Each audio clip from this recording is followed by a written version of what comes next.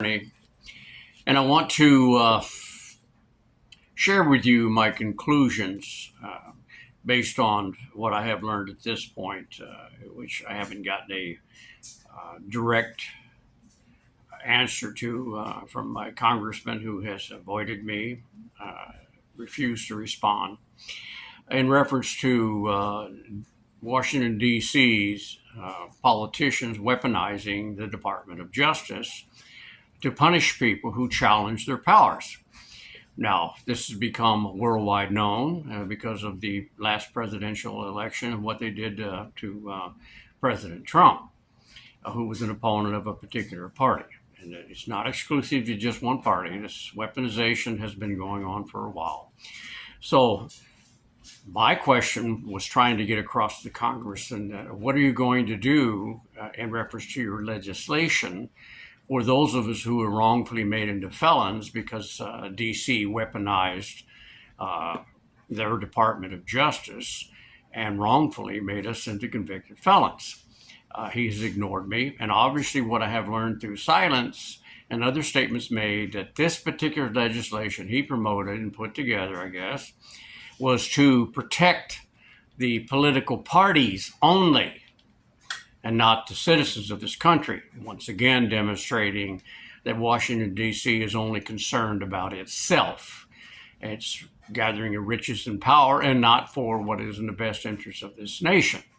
And I think that's further demonstrated if you really review the stats involved in and the final conclusions of all three of their wars against the American public failed. All of them did, which these were labeled as wars on drugs, wars on crime, and wars on terrorism, which all that's left is we're the only free nation who has such a large prison population and so many convicted felons. Like many programs in D.C., they are self-serving for the individual who gets there. And the day we see somebody elected to Washington, D.C., drive there in a Pinto station wagon, spend 2 or 3 terms and limit themselves and don't violate any act that they just passed into legislation, and then drive home in that Pinto station wagon will never, ever, ever occur until we deterge and use heavy disinfectants against that cesspool in D.C. But this conclusion, again, that we've brought to light because of this presidential election is not new. But what about those of us who had stupidity or just patriotism to stand up and point out and challenge corruption in government? And I've been doing that at all levels, city, county, state, and federal for a long, long time. I've actually won a federal whistleblower case. So my point being is my case, there's no question that the administration formed and the judge appointed by Bill Clinton, who was directly involved in dismissing the charges of labor racketeering, something that I definitely did, which did bring about changes in our federal retirement mandates laws in this country. But no one was ever held accountable, and the alleged investigations by our Congress of the activities of unions within federal government, especially determining who's going to get the jobs and who's not, based on membership in a union, was, again, whitewashed just as much as the tobacco investigation was, based solely on campaign finance money contributions, which I researched that, and the Bill Goodling Committee that Congressman Bob Stump, a good congressman who represented me in spite of us not agreeing on things, not like Andy Biggs, he's all about Andy. So my issue being the fact that these people chose to look the other way. Now now suddenly DEI, affirmative action is a big issue in here about this incompetence in government. You know, do you really want to put an unqualified union electrician on a national security job that pertains to our high voltage power grid, 500,000 kV? Like I had told them, you know, they're hiring these people over qualified veterans, and when these guys aren't even veterans. What's wrong with this picture? It's all totally politics. Regardless, I wanted to put this out because, my conclusions are quite simple.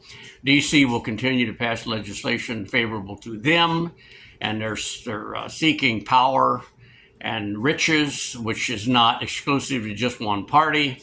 And this finger pointing thing going on right now with continuation to divide this great nation's people using 24 media billionaire owners paying all of these beautiful looking and BS people multi-millions of dollars to promote their agenda and their logic and reason, shoving it down our throats, telling us who to vote for and who not to, and one party is better than the other party, when in fact 60 years of actual evidence shows beyond a reasonable doubt absolute failure by both parties. So we Americans, we do at least have one option, and I do believe, in my opinion, that there was far more people who voted for Donald J. Trump, the outsider, than they did Donald J. Trump, the Republican. And for that, I commend Americans, because we are the greatest people. And one day we will wake up and get it through our heads that this crap's got to stop. The only way to stop it is us. They're not going to give term limits. They're not going to stop their greed. They're not going to stop their bribing. Criminy sakes, folks, a simple solution. You got two, at least multiple billionaires who control 24/7 media. And it's obvious who they are, Fox and CNN and all this stuff and ABC. Why the hell aren't we just taking our tax money and banning all campaign finance money? Just have these two billionaires represent their political parties in order to put out their BS during elections. Wouldn't that save us a lot of money in the long run? If you don't think that these people taking bribes isn't affecting our tariff wars and various other things, you're a little bit naive. Americans are supposed to question their government. Never let the media or the government tell you how or what to think. You're a damn American. We're rebels. Our founding fathers. We're all treasonous people who oppose King George's government. For criminy sakes, what are you thinking? Anyway, you have a good day. I just wanted to put this little thing out for me. Not that it means a damn thing, because right now even Twitter seems to be censoring, limiting what I'm trying to get out. That it kept saying, well, we want you to put your story out, but certain elements of it and things are like this, for example, that led me into being a convicted felon, and total of 13 years of wrongful imprisonment, including 3 years of torture in Maricopa County, which, according to our judicial rulings in the federal courts, district courts, judges who legislate from the bench, I don't have a right under the First Amendment to petition my government for redress under their opinion, because what happened to me is just a mere detainment and a right of the government, as well as it is the right of a police officer, any police officer, to lie under oath to a grand jury or lie on a search warrant. That's not a good idea. I may be pro law enforcement, but I'm not pro bad cop